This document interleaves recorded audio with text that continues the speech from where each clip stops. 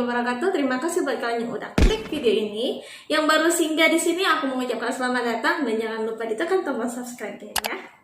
Kali ini kita akan membahas sebuah kota misteri yang kalau menurut aku pribadi sih aku baru denger ya cerita tentang kota ini. Tapi aku yakin bagi kalian yang tinggal di daerah Kalimantan udah gak asik lagi sama nama kota ini. Nama kotanya adalah Saranjana yang merupakan sebuah kota misterius yang terletak di sekitar Pulau Laut, Kota Baru, Kalimantan Selatan. Penduduknya ramai dan peradabannya sangat maju, tetapi kota ini tidak dapat ditemukan di peta-peta modern Indonesia pada saat ini. Walaupun begitu, penduduk sekitar meyakini kalau kota Saranjana ini ada dan mereka menyebutnya dengan kota gaib, kota yang hilang, kota supranatural, dan sebagainya. Kalau kalian jalan-jalan nih ke Kalimantan Selatan atau khususnya Kota Baru ini kan, terus kalian tanya di sana, tahu nggak sama kota Saranjana? Pasti mereka tahu, seenggak-enggaknya pernah dengar ceritanya. Layaknya kota gaib pada umumnya kota Saranjana ini juga memiliki mitos-mitos dan misteri. Apa-apa aja dia yuk kita bahas yuk. Ini dia, here we go. Menurut berbagai sumber, kota Saranjana memiliki tampilan kota yang maju pada umumnya. Masyarakatnya tinggal berdampingan dengan warga-warga lainnya, dan masing-masing mereka memiliki rumah yang besar, mobil yang mewah, dengan pagar-pagar yang mengkilat. Selain itu, pusat kota Saranjana juga memiliki gedung-gedung pencakar langit, serta jalanan yang lebar dengan kendaraan yang berlalu lalang. Jadi kayak kota metropolis pada umumnya lah gitu, kayak kota-kota maju gitulah, kira-kira. Menurut masyarakat sekitar, cara membedakan masyarakat kota Saranjana ini adalah selain memiliki wajah yang parasnya sangat rupawan, jadi kalau yang laki-laki ganteng kali, kalau yang perempuan cantik kali. Yang jomblo-jomblo jangan dekat ke sana ya, nggak nyata itu enggak. Mereka juga tidak memiliki filtrum bibir atau garis bibir ini, garis yang di tengah-tengah sini. Nih, nah tuh gak ada. Masyarakat di sekitar Kalimantan sana menyebut mereka dengan orang Halimunan. Kisah mistis tentang kota Saranjana ini bukan merupakan kisah yang baru. Kisahnya juga terdapat jauh sebelum masa penjajahan Belanda. Salah satu buktinya yaitu adanya sebuah peta yang dibuat pada tahun 1845 oleh seorang naturalis Jerman bernama Salomon Muller, yaitu yang berjudul Kaart van de Kasten binnen landen van Banjarmasin die horrende tot de grazing in het Zuidelijke Gedeelte van Borneo. Panjang banget. Yang artinya peta wilayah pesisir dan pedalaman Borneo. Aku ngomongnya sampai baca ya kan, saking panjangnya dan saking ribetnya. Dan artinya cuma segini doang. Ya udahlah ya, memang kayak gitu lah ya kan. Kalau panjang-panjang memang artinya pendek. Nah, kalau pendek artinya panjang. Dan kapasitas Muller sendiri dalam membuat peta sudah tidak diragukan lagi. Dia merupakan anggota dari Dinas Kehutanan Hindia Belanda yang mendapatkan pelatihan pembuatan peta di Museum Linden, Belanda.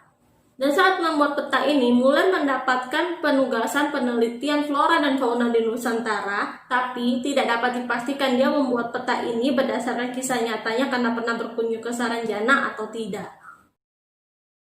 Ya, yang gak heran lagi lah ya, karena yang namanya kota gaib atau kota misterius pasti ditempati orang yang gaib dan yang misterius juga. Dan cerita masyarakat yang meyakini kalau kota Saranjana ini merupakan sebuah kota besar yang terus berkembang mengikuti kemajuan zaman. Jadi dia nggak ketinggalan sama negara-negara atau kota-kota maju pada umumnya Kalau di sini ada apa, mungkin di sana ada apa juga. Tapi kalau usaha servisnya di mana nggak tahu lah ya kan, urusan orang itu lah itu. Nah kalau di sini tuh hitsnya aplikasi TikTok, mungkin di sana orang itu juga main TikTok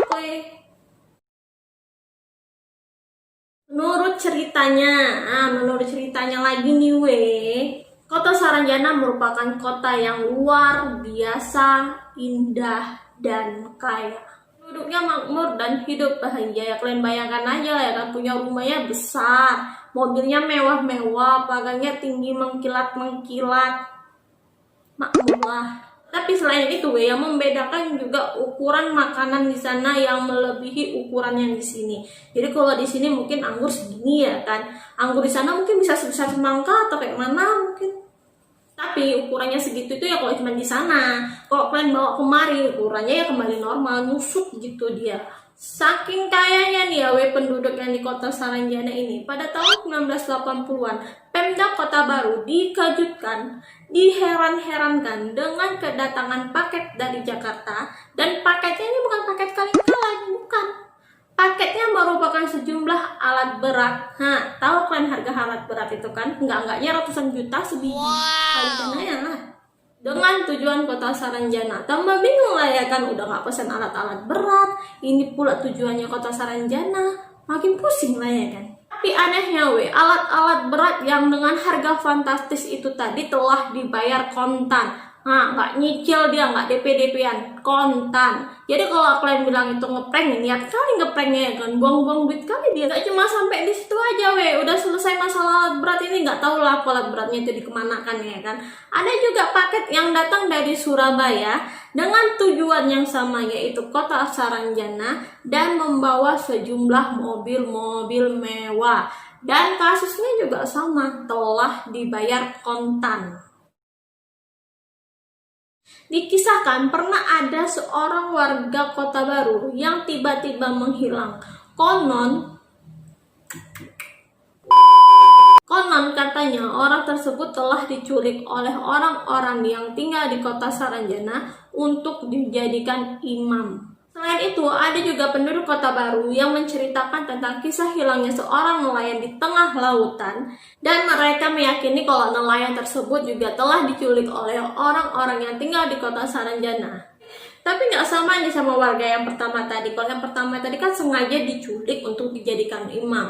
Nah, kalau si nelayan ini ceritanya dia itu tenggelam lah di tengah lautan dan diselamatkan sama orang-orang Saranjana ini, dibawa ke kota mereka. Dan kabar itu diperkuat dengan kesaksian seorang muslimah yang mungkin dia punya indera keenam atau mata batin gitu ya kan, yang melihat kalau si nelayan ini telah hidup bahagia di kota Saranjana. Bahkan ada nih cerita tentang kapal feri yang mengangkat banyak penumpang untuk diantarkan ke pelabuhan Batu Licin, Kabupaten Tanah Bambu. Tetapi sesampainya di pelabuhan tersebut, orangnya tiba-tiba hilang.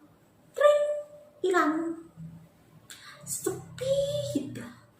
Dan juga ada cerita dari band papan atas kita, yaitu ada band yang pernah mengalami kejadian yang bikin merinding pada saat melakukan konser di sebuah kota terpencil di daerah Kota Baru, dan mereka meyakini kalau itu adalah kota Saranjana. Kejadian ini terjadi pada tahun 2005 yang pada saat itu ada band berhasil menjual tiket mereka sekitar 7.000 sampai 8.000 tiket. Tetapi pada saat konser berlangsung, yang hadir hanya 1.400 orang. Biasanya nih kalau konser, apalagi konser musik ya kan, pasti penontonnya heboh. Ada yang ikut nyanyi-nyanyi, ada yang ikut joget-joget, ada yang sampai naik ke bahu temennya. Saking gak sadarnya kepala temannya pun bisa aja kepijak. Tapi ini enggak, orangnya diam semua dengan tatapan yang dingin dan kelakuannya yang aneh. Jadi kan ada penyanyi nih, karena wanita ingin dimengerti, semuanya bernyanyi. Penontonnya cuma diam gitu. Terus ada bandnya bilang gitu. Di tengah-tengah konser, panitia meminta para penonton yang hadir untuk bergeser ke sebelah kiri. Kan yang datang tadi cuma 1.400-an lah ya kan. Tapi menurut awak ada band, tempat itu sudah penuh dengan penonton. Jadi sama lah sama tiket yang terjual tadi, segitulah mungkin yang datang menurut pandangan mereka ya kan. Jadi ketika diminta sama panitia untuk bergeser ke kiri, mereka juga agak heran. Tapi sebelah kiri udah penuh. Tapi ya udah, itu mungkin urusan panitia ya kan. Yang penting nyanyi-nyanyi aja lah kami, mungkin gitu ya kan. Setelah ada band menyelesaikan konsernya dengan baik, penonton ini kan bubar lah ya kan, pulang lah gitu ke rumah masing-masing. Tapi herannya penontonnya itu menghilang dengan sangat cepat. Jadi orang tuh jalan lah mungkin ke belakang panggungnya kan mau pulang. Gitu balik, loh kok nggak ada, kok hilang?